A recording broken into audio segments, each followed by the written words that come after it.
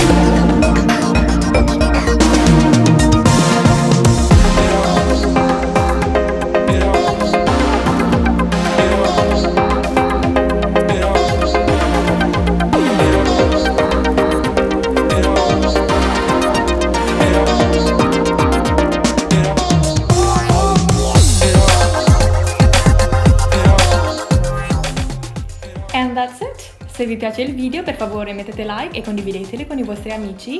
E se siete interessati ad altre ricette indonesiane o asiatiche, non dimenticate di iscrivervi al canale. Per feedback o richiesti lasciami un commento e ci vediamo nel prossimo video. Ciao!